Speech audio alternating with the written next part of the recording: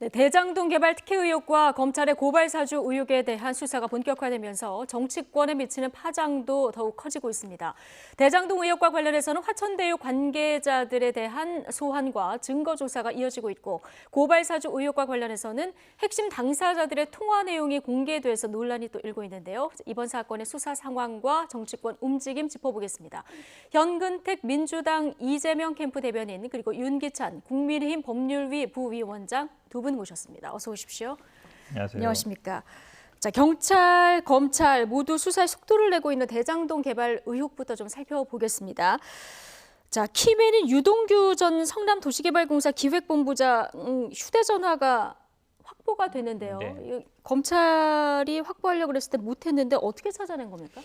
그러니까 뭐 검찰이 약간 실수를 한 것 같아요. 예. 아마 CCTV를 뭐 어디로 던졌다든지 하고 있으니까 주변 CCTV를 보면 될 텐데 그걸 누가 갖고 갔다는 거잖아요. 예. 근데 검찰은 아마 그 CCTV를 전부 확인을 못한 것 같습니다. 근데 경찰이 꼼꼼하게 CCTV를 보니까 그 갖고 간 사람을 특정할 수 있었고 그분한테 가서 받아왔다는 거잖아요. 가져간 사람을 특정을 해서 그렇죠. 그 사람은 예, 갖고 온 거기 때문에 저는 이제 왜냐면 이 압수수색은 검찰이 한 거거든요. 그래서 검찰이 찾은 게 맞아요. 네. 그걸 나중에 이제 경찰이 찾은 거라서 이게 많은 분들이 이제 좀 혼동스러운 게 경찰도 수사하고 검찰도 수사하니까 양쪽에 다 소환을 하고 있잖아요. 예. 이게 수사권 조정을 하면서 6대 범죄는 이제 검찰에 수사할 수 있게 돼 있잖아요. 근데 예. 이제 금액이 정해져 있습니다. 뇌물도 뭐 3천만 원 이상이라든지 아니면 배임도 뭐 5억 이상이라든지 되는 거라서 약간 근데 이게 금액이 3천이 될지 5억이 될지는 나중에 수사를 해봐야 아는 거잖아요. 현재 상태에서는 특정이 안 되는 거 보니까 양쪽에 수사를 하고 있는데 결국은 아마 나중에 기소하는 단계에서는 검찰에서 할 거기 때문에 어느 정도 좀 정리가 되지 않겠나 보고 있는데 아마 압수수색 과정에 핸드폰 놓친 거는 제가 봐도 뭐 검찰이 할 말이 없을 것 같습니다. 예, 검찰도 송구스럽다 이런 입장을 밝혔어요. 이례적이죠. 네. 검찰이 수사 과정에서 실수했다고 인정하는 경우는 극히 드뭅니다. 그러니까 아까 그런 수사 혼란, 각 그 수사 기관별로 차이가 있는 것 때문에 특검을 해야 돼요. 어쨌든 검찰이 이 휴대전화에 대해서 실제 유동규 씨가 그 해당 압수수색 당시에 휴대전화를 창밖으로 버렸는지 여부에 대해서 사실 확정을 못했어요. 네. 이게 뭐 버렸다 아니면 그 전에 뭐 다른 사람한테 맡겨놨다 여러 가지 진술에 대해서 확인도 못한 상황에서 일부 시민단체가 경찰에다 고발한 거거든요. 이 증거은닉 혐의가 네. 있다라고 해서 그 고발한 직후에 얼마 안 돼서 이 휴대전화를 확보했단 말이죠. 그러니까 CCTV를 분석만 했으면은 찾아낼 수 있는 휴대전화를 검찰이 이거를 찾아내지 않았다. 이게 중대한 과실 이상이겠죠. 예. 이 휴대전화라는 것은 사실은 수사에서 굉장히 단서의 역할을 하는 것이기 때문에 반드시 확보했어야 됨에도 불구하고 이것을 왜 이렇게 노력을 안 했을까라는 아쉬움이 아주 강하게 남고요. 그 당시에 아침 8시 17분에 갔단 말이에요.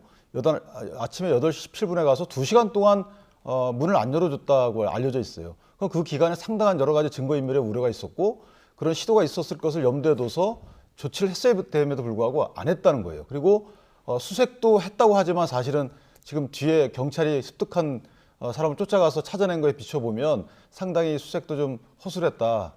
따라서 검찰의 수사 의지가 수사 능력의 문제가 아니고 왜냐하면 전담수사팀이 보면 공공수사 2부하고 경제범죄 수사 예전에 보면 특수사부예요. 굉장히 베테랑들이 있는 곳이기 때문에 이게 수사 능력의 문제가 아니고 수사 의지의 문제가 아니냐.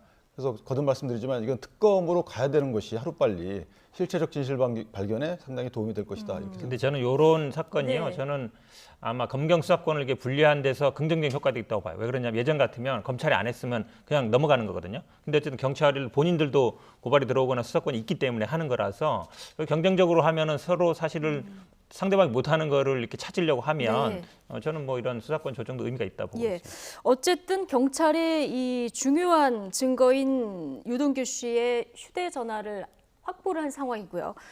이게 증거 인멸까지 시도했을 만큼 뭔가 여기에 어떤 내용이 담겨 있을까 굉장히 궁금한 이런 상황인데 이제 포렌식이 진행되지 않겠습니까? 이렇게 되면은 의혹 당사자들의 관계라든가 실소유주가 누구라든가 이런 내용이 좀 나올까요? 근데 아마 이 핸드폰이 뭐 계속 쓰던 그러니까 이게 결국은 아마 나오려면은 이제 이 사업 선정할 때 2015년 이 정도 돼야 되는데 그건 아닌 것 같고요. 이제 최근에 핸드폰을 이제 뭐 바꿨다고 하기 때문에 뭐 최근 상황은 좀 판단할 수 있을 것 같은데 그 전 상황, 그러니까 결국은 이게 뭐 야당에서도 문제 제기하고 검찰이 관심 가는 게 2015년 사업자 선정할 때 어떤 역할을 했느잖아요. 네. 그거는 제가 보기에 지금 핸드폰을 뭐 그 핸드폰 6년 동안 쓰는 사람은 없을 거고 그렇잖아요. 그다음에 예. 아마 지금 PC를 한다 그러면 뭐 성남 도시개발공사 있을 거고. 그래서 아마 이게 물론 최근의 상황을 좀 볼 수는 있겠지만 예.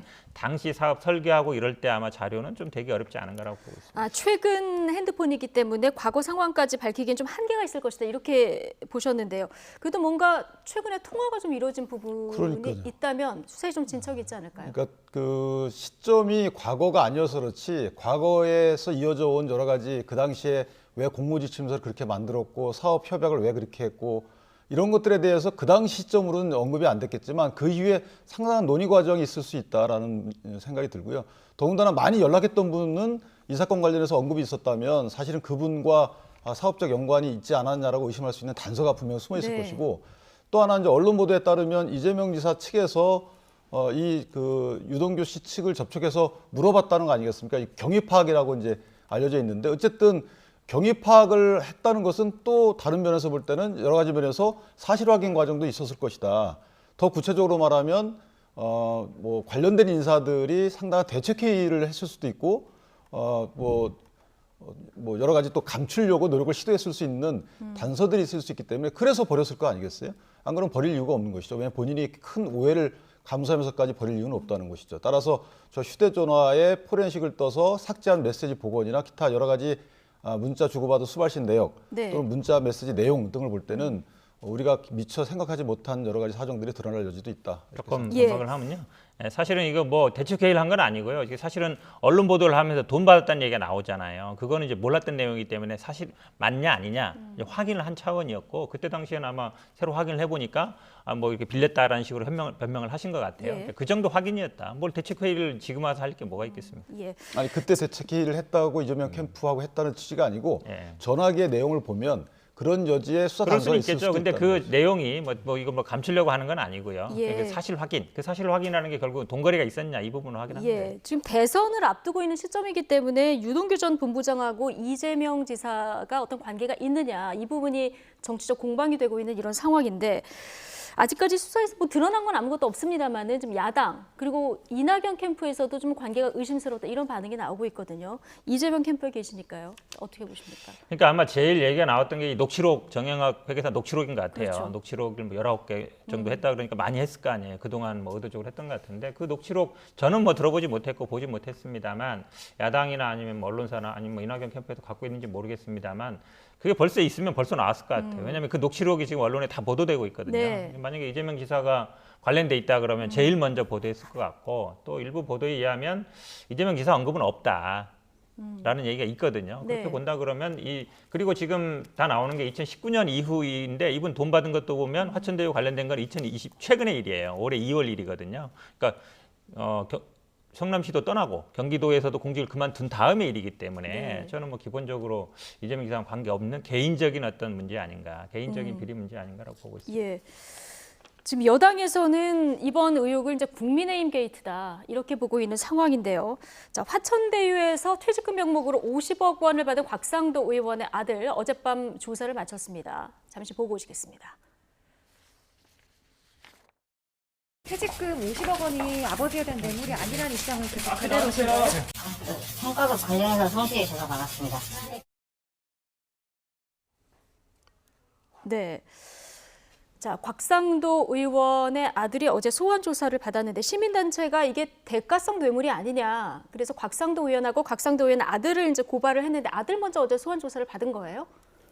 그러니까 뭐 아들이 퇴직금을 받게 된 경우에 대해서 일단 예. 들어봐야 되겠죠. 그 다음에 아마 그 고발한 내용은 뇌물 또는 정치자금법 위반으로 알고 있는데 어쨌든 상당히 너무 과하잖아요. 이 그렇죠. 대가로서는. 그래서 분명히 또 다른 이유가 있을 것이다라고 하는 것인데 그 또 다른 이유가 이제 최근에 나오는 뭐 문화재 관련돼서 사업에 도움이 되는 방향으로 문화재 처리, 발굴 작업을 좀 도와줬다는 취지가 있는데 아직까지는 뭐 밝혀지고 있지 않지만 어쨌든 저희가 보기에도 50억 원이라는 것이 그냥 근로대가이거나 퇴직금 명목이거나 또 산재 대가로 보이지는 않아서 그분이 어떤 이유인지는 아직도 저도 오리무중이지만 어쨌든 수사를 통해서 밝힐 것으로 보이고요. 네. 방금 전에 말씀하신 것 중에 이재명 지사와 관련성과 관련돼서 사실은 유동규 씨가 돈을 받은 것은 사실은 이제 최근 일이기 때문에 그 점은 이해가 돼요. 그러나 돈을 무턱대고 바로 그 당시에 받은 것이 아니고 이미 이전에 2015년 당시에 받기로 약정했다는 내용이 이제 알려지고 있단 말이죠. 그 중에 일부를 받은 것이다 이런 내용도 있는 것이고 그다음에 사업에 크게 영향을 미친 유동규 씨의 위치에 비춰볼 때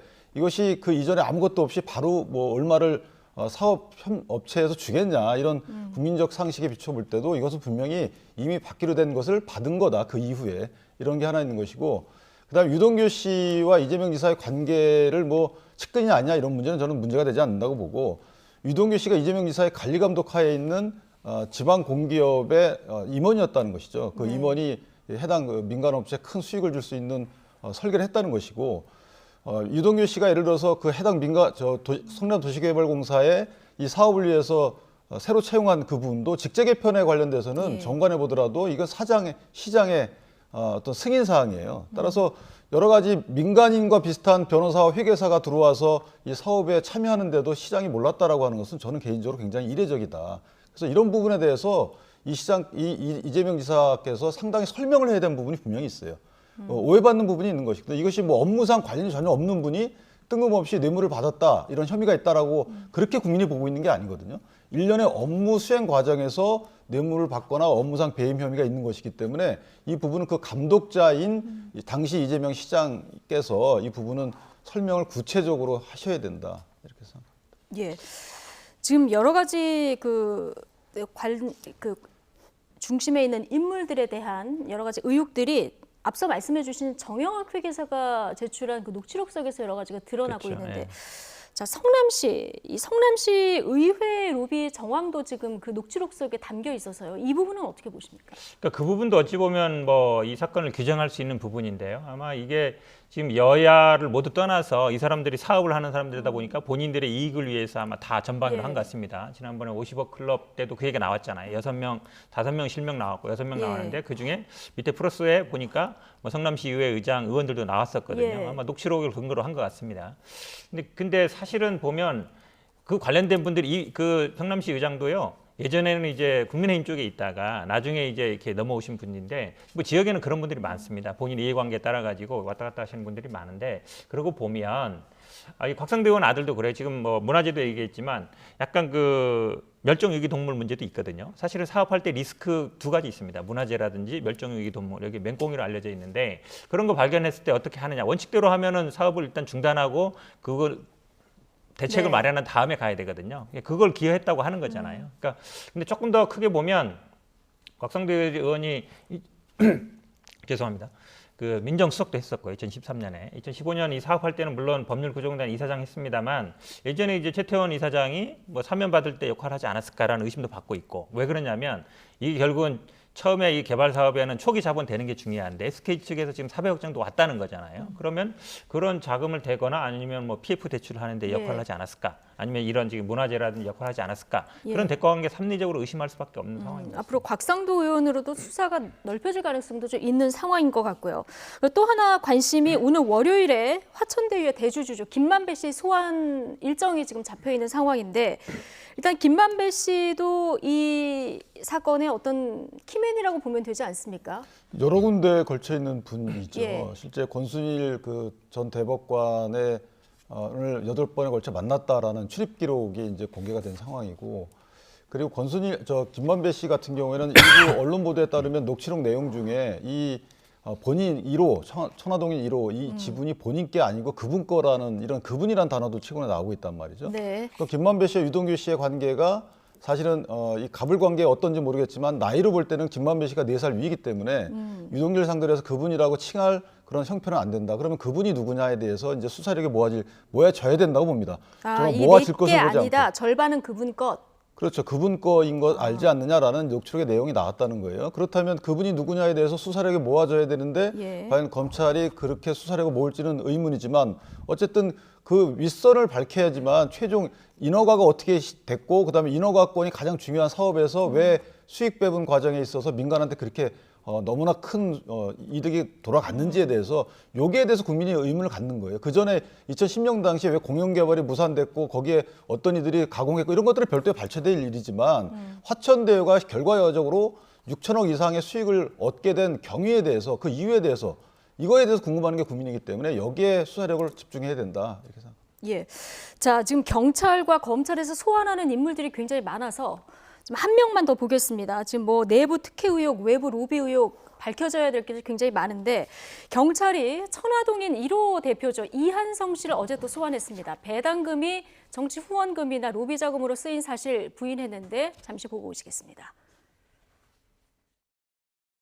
판교 타운하우스 거래하실 때 계약하실 때 가셨다던데 그것도 맞나요? 네, 그건 제가 직접 계약했습니다. 그 용도가 김만배 씨가 설명하시는 용도가 맞습니까? 네. 대법관 아니요, 모델하우스입니다. 그냥 모델하우스를 쓰시려고 사신 거예요? 네. 지금 일각에서 후원금 등 정치 자금으로 쓰였다 이런 얘기 나오는데요. 어떻게 생각하시나요? 그건 말이 안 되죠. 네. 자, 이한성 씨는 지금 김만배 씨의 대학 동문으로 알려져 있고요. 천화동인 1호 대표 그리고 화천대유 이사로 또 돼 있는 걸로 알고 네네. 있습니다. 어떤 점을 주목해 봐야 될까요? 그러니까 이게 아마 많은 분들이 혼동스러우는 게 이게 뭐 천화동인 1호 대표면은 실제로 뭐 주인 아니냐 생각하는데 사실은 이 천화동인이나 화천대유는 SPC 그러니까 특수목적 법인이기 때문에 실제 어떤 실체가 있는 회사는 아니에요. 그러니까 전 회사도 전 대표가 이성문이고 현 대표가 이제 이한상인 같은데 예. 이 주주는 어쨌든 김만배 씨로 알려져 있거든요. 저도 뭐 주주 명분 직접 보지 못했습니다만 그러면 사실 이런 회사 같은 경우에는 대표는 어느 정도 좀 형식적으로 내세우는 경우가 굉장히 많습니다. 왜냐하면 예. 실제 사업을 하는 게 아니니까요. 실제로는 배당을 받는 건 주주가 배당 받아가는 거죠. 그러니까 이한상 대표가 뭐 예전에 뭐 이화영 부지사의 뭐 보좌관을 했기 때문에 예. 혹시 뭐 정치자금 아니냐 얘기하는데 일단 말씀처럼 주주는 아니다. 배당은 주주가 가져가는 거다. 구분할 필요 있고요. 아마 이 보좌관도 17대 때 한 거거든요. 2014년, 18년, 27대인데 한 15년 전 얘기고 예. 지금 또 뭐 일각에서는 보니까 뭐 등기부에 같이 기재돼 있으니까 동업한 거 아니냐. 그것도 마찬가지예요. 등기부라는 거 우리가 보통 사업할 때 그냥 옛날 아는 사람들한테 기재해 놓는데 동업이라는 거는 돈을 투자하고 돈을 나누는 관계지 등기부 기재 뭐 이사로 돼 있다고 해서 동업한다. 이거는 제가 보기에 또 아까 말씀처럼 형식적으로 대표를 내세우는 것과 실제로 그 배당을 받아간 사람 주인과는 다르다. 쉽게 얘기하면 그거는 좀 구분할 필요가 있는 것 같습니다. 예. 근데 이게 예. 근데 이게 이제 우리가 민사적으로 보면 아시다시피 회사의 소유권은 이제 주주고요. 그다음에 회사의 경영권은 이사가 갖는 거, 대표이사 이사가 갖는 것인데 이 사람이 이사잖아요. 2019년에 갑자기 들어왔어요, 이분이. 근데 이사의 역할이 뭐냐면 배당 여부를 결정할 권한이 있다는 거죠. 그러니까 경영권에서 배당 여부를 결정해야지만 이것이 배당이 되는 거예요. 그렇다면 이게 어떤 역할을 할 수 있느냐?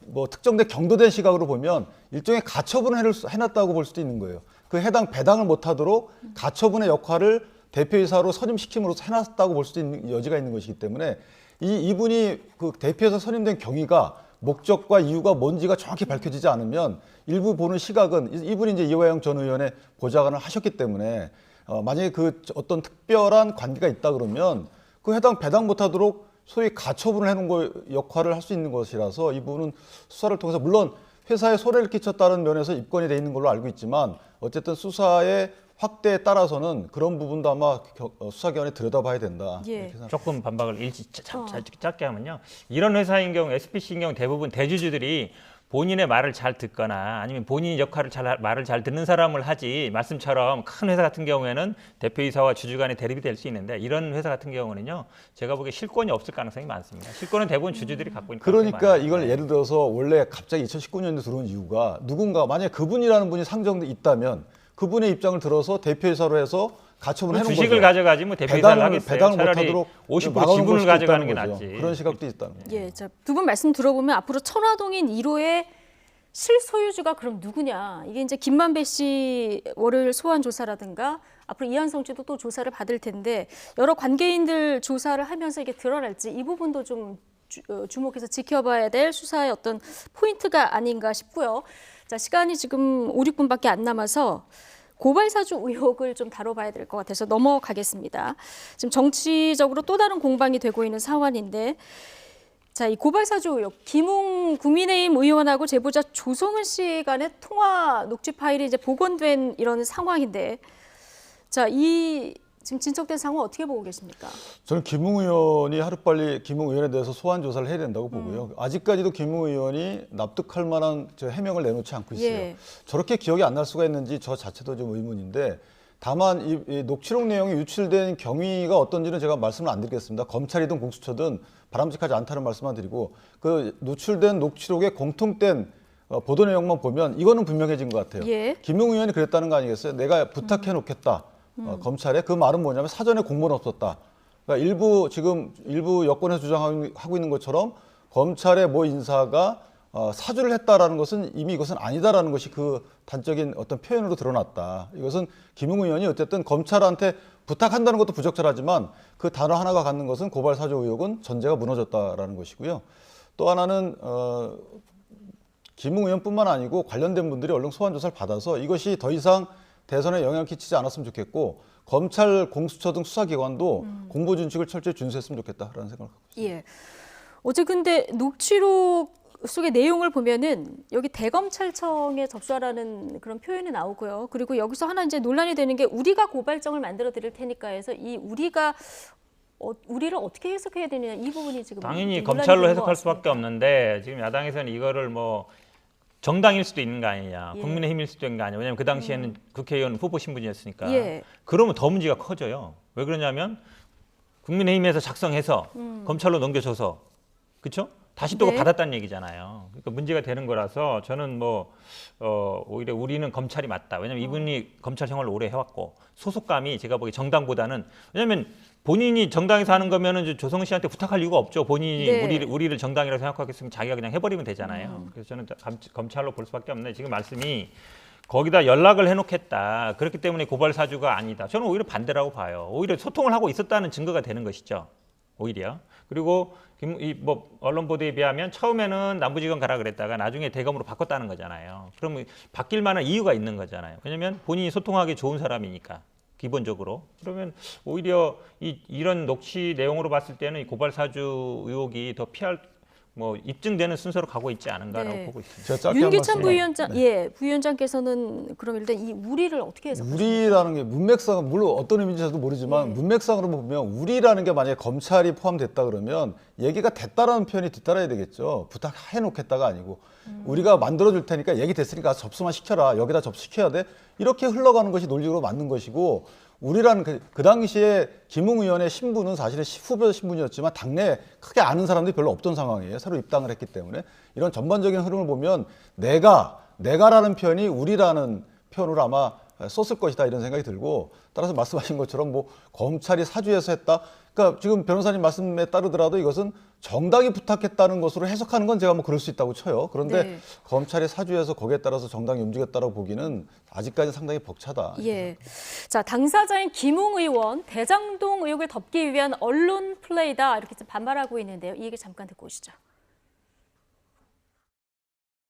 어떻게 언론에 이렇게 마치 밑밥 뿌리기식 용으로 일부 취사 선택을 해서 이렇게 보도가 될 수 있는 것인지 그런 부분들에 대해서는 분명히 법적인 조치가 있어야 한다고 생각합니다.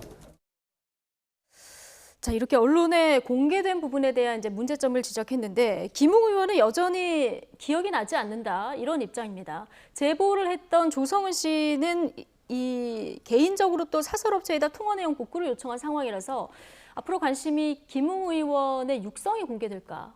또 하나는 김웅 의원이 곧 소환될까? 이 부분인데 어떻게 보십니까? 소환 조사는 피할 수 없을 걸로 봅니다. 예. 왜 그러냐면 말씀하신 것처럼 계속 부인하고 있잖아요. 기억 안 난다. 뭐 부인 아니고 기억 안 난다라고 얘기하지만 그 말이 그 말인 것 같고 지금 물증이 나오는 상태에서 본인이 뭐 정보 공개도 청구하고 그다음에 개인에 맡기면 당연히 나오겠죠. 그걸 네. 공개하겠다고 하고 있는 거니까.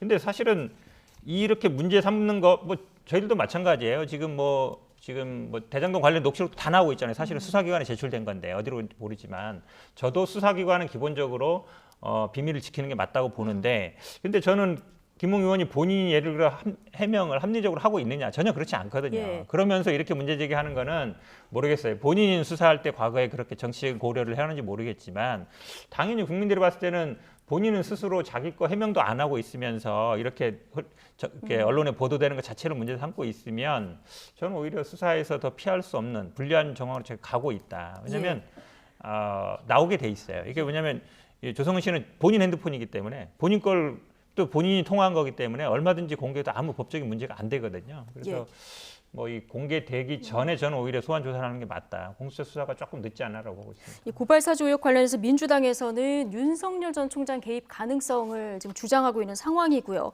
국민의힘에서는 이런 개입 가능성은 거의 없고 오히려 박지원 국정원장의 제보 사주 의혹에다 이렇게 주장하고 있는 상황인데요. 자, 앞으로 이 수사는 어떻게 될 거라고 보십니까? 그러니까 박지원 원장에 대해서는 사건 분석 검사가 너무 오랫동안 분석을 했죠. 최근에 입건을 했단 말이죠. 예, 고발된 지 근 20일 정도 지나서 입건이 됐기 때문에 네. 이게 사실 강제 수사로 이어져야 되는 거 맞아요. 똑같이 돼야 되거든요. 그렇다면 박지원 국정원장을 압수수색해야 되는 거 분명한 것이죠. 김웅위원에 대해 압수수색했듯이 또 정점식 의원에 대해 압수수색했듯이 지금 강제 수사로 전환돼야 되는데 전혀 되고 있지 않다는 점, 이 부분이 문제가 있는 것이고, 하나만 짧게 말씀드리면 녹취록 정영학 회계사가 제출한 녹취록 본인이 갖고 있던 거를 제출한 거기 때문에 복사본이 여러 개 있을 수 있어요. 근데 지금 이 녹취록은 뭐냐면 검찰이 자기들이 이미징해서 뜬 거거든요. 따라서 소유권 포기각서를 받기 때문에 일단 조 씨가 갖고 있질 않아요. 따라서 검찰 내지 공수처에서 유출된 거죠. 검찰이 그걸 떴단 말이죠. 떠가지고 공수처에 넘겼어요. 그 양측 중에 둘 중에 하나가 나온 거기 때문에 이 부분은 정영학 회계사가 제출한 녹취록과 완전히 다르다. 네. 뭐 다를 수는 있는데 결국은 이제 비슷한 취지인 거죠. 그러니까 김웅 의원이 최소한 저 말을 할 자격은 없다고 말씀드리는 거예요. 말씀처럼 당연히 뭐 수사 과정에 나왔으면 문제가 되지만 김웅 의원이 본인의 어쨌든 이에 대해서 모든 국민들이 이해할 수 없을 정도로 기억 안 난다고 하고 있는데 그것만 꼭 집어가지고 녹취록 내용만이다 문제다라고 유출이 문제다라고 하고 있으니까 그만할 자격이 있냐 이렇게 하는 거죠. 예, 알겠습니다. 여기까지 듣겠습니다. 대선 전국의 파장이 큰 두 가지 이슈, 대장동 의혹 그리고 고발사주 의혹, 현근택 민주당 이재명 캠프 대변인 그리고 윤기찬 국민의힘 법률위 부위원장 두 분과 함께 이야기 나눠봤습니다. 고맙습니다.